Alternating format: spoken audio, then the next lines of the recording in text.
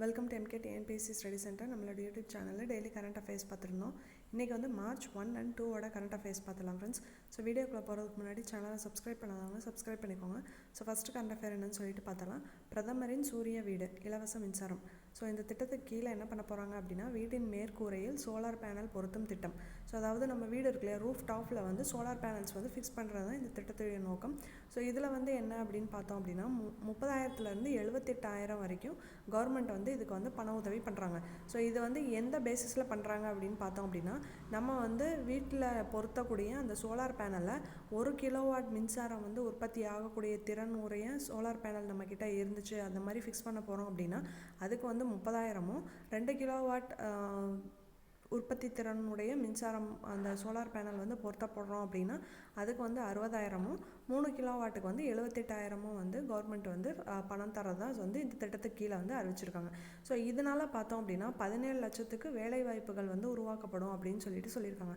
So இந்த 17 லட்சம் பேருக்கு வந்து வேலைவாய்ப்புகள் உருவாக்கப்படும் அப்படின்னா எப்படி உருவாக்கப்படும் அப்படின்னா, ஸோ இப்போ வந்து நம்ம வீட்டில் ப்ரொடியூஸ் பண்ணுற இந்த எலக்ட்ரிசிட்டி இருக்கு இல்லையா, ஸோ இந்த மின்சாரம் வந்து அவங்க தேவைக்கு போக மிச்சம் இருந்தால் அதை வந்து டிஸ்ட்ரிபியூட் பண்ணலாம். ஸோ அப்படி டிஸ்ட்ரிபியூட் பண்ணும்போது அந்த எலக்ட்ரிசிட்டியை வந்து டிஸ்ட்ரிபியூட் பண்ணி திரும்பி அதை வந்து நம்ம வந்து அடுத்த வேறு இப்போ வந்து ஒர்க்கிங் யூனிட்டுக்கோ இல்லை வேறு எதுக்காவது யூஸ் பண்ணணும் அப்படின்னா அந்த எலக்ட்ரிசிட்டியை வந்து டிரான்ஸ்மிட் பண்ணுறது, டிஸ்ட்ரிபியூட் பண்ணுறது, இந்த மாதிரி நிறைய வேலைகளில் இருக்கு.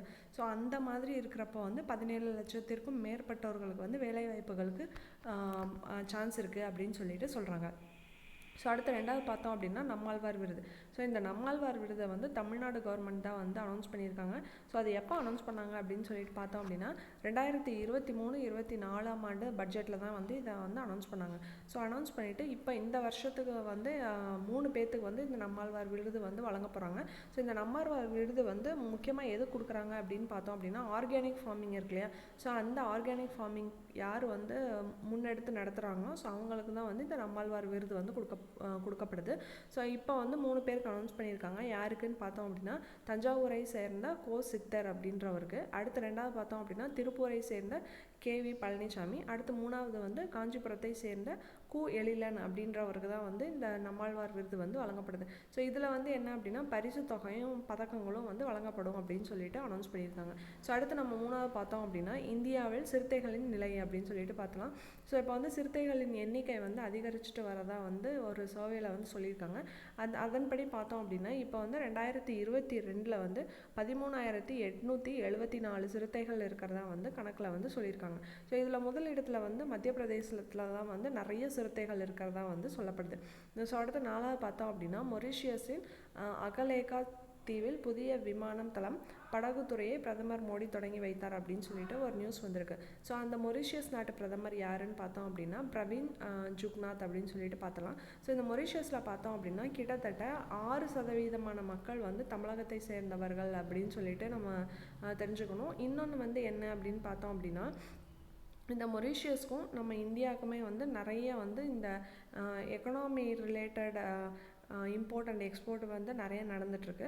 ப்ளஸ் அதில் பார்த்தோம் அப்படின்னா இப்போ இந்த மொரிஷியஸ் பிரதமராக வந்து இப்போ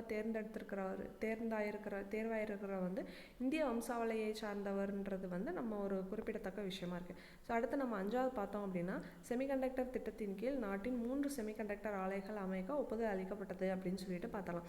ஸோ அந்த செமிகண்டக்டர் ஆலைகள் வந்து எங்கெங்கே அமைய போகுது அப்படின்னா 2 வந்து குஜராத்தில், 1 வந்து அஸ்ஸாமில் அமைய போகுது. ஸோ ஃபஸ்ட்டு இந்த செமிகண்டக்டர் தொழிற்சாலை வந்து எங்கே அமைய போகுது அப்படின்னா குஜராத்தில் வந்து அமைய போகுது அப்படின்னு சொல்லிட்டு பார்த்தலாம். ஸோ அடுத்து வந்து நம்ம ஆறாவது பார்த்தோம் அப்படின்னா,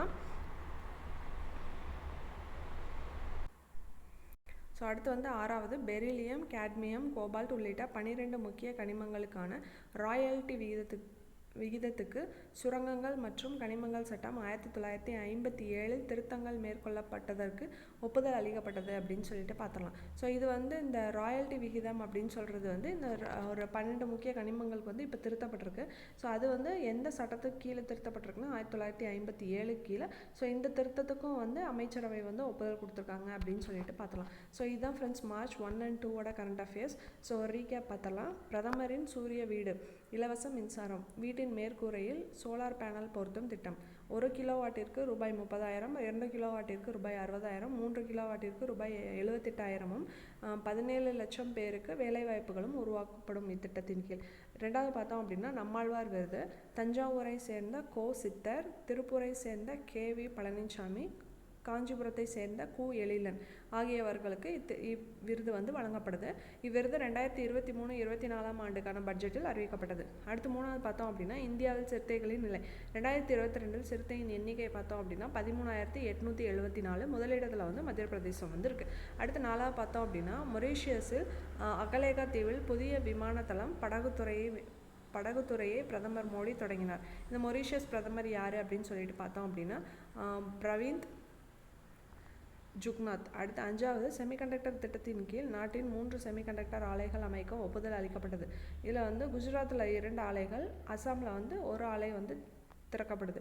அடுத்து ஆறாவது பார்த்தோம் அப்படின்னா பெரிலியம், கேட்மியம், கோபால்ட் உள்ளிட்ட 12 முக்கிய கனிமங்களுக்கான ராயல்டி விகிதத்துக்கு சுரங்கங்கள் மற்றும் கனிமங்கள் சட்டம் 1957 திருத்தங்கள் மேற்கொள்ளப்பட்டதற்கும் ஒப்புதல் அளிப்பு அப்படின்னு சொல்லிட்டு பார்த்தலாம். ஸோ இதுதான் friends March 1 and 2 current affairs. இந்த வீடியோ உங்களுக்கு யூஸ்ஃபுல்லாக இருக்கும்னு நினைக்கிறேன். சேனலை சப்ஸ்கிரைப் பண்ணாதவங்க சப்ஸ்கிரைப் பண்ணிக்கோங்க ஃப்ரெண்ட்ஸ். தேங்க்யூ.